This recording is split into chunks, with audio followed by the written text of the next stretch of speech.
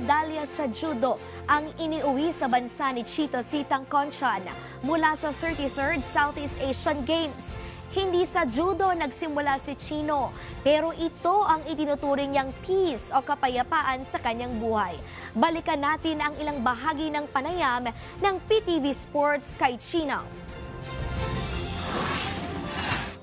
Chino, you have grown so much when it comes to sports. Pero sa tingin mo, ano yung naging evolution ng game mo mula sambo, wrestling, at ngayon nga nasa judo ka na?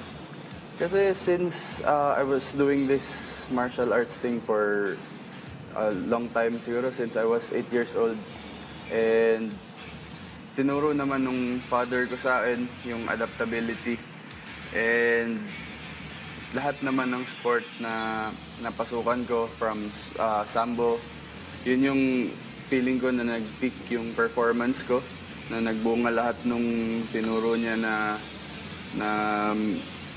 techniques, na nag-ipon-ipon na rin yung experience ko. So from 2019, nakuha ko yung gold medal ng sambo. Siyempre masarap sa pakiramdam, tayo yung host. Tapos na-lay off ako ng Vietnam SEA Games kasi walang sambo. And I ventured to another sport noong 2023 for wrestling naman. So at that time, nakuha ko yung silver during the Cambodia SEA Games. And ngayong 25, yun yung, ito, tingin ko, isa sa mga proudest moment ko so far. Nakuha ko yung gold medal ng SEA Games Judo. So, leading up to the 2028 and hoping to qualify for the 28 LA Olympics. So, ayun, leading up to SEA Games, kino-condition ko yung mind ko na kailangan gold lang. Di ako uwi ng ibang Silver, medal. bronze. Yes. Kailangan ko mag-gold. Kasi alam ko, in the future competitions, kailangan ko rin mag-perform, which I will be trying to do. And syempre, kailangan ko i-level up yung game ko kasi aiming to qualify for the 2028 Olympics.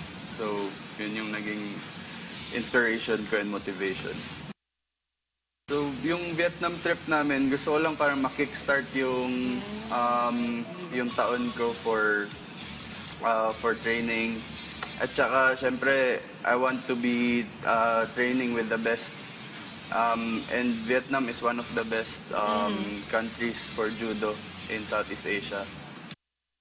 Pero alam mo, Chino, for the past few days, tinatanong namin yung mga atleta na nakatulad mo, na nag-gold medal din, kung ano ba yung sport na anong parang tawag na yun. For example, yung kay Ernie Gawilan, yung swimming completes him. Oo. So, Ikaw, yung judo. ano yung ginagawa ng judo for you? Para sa akin, yun yung peace ko.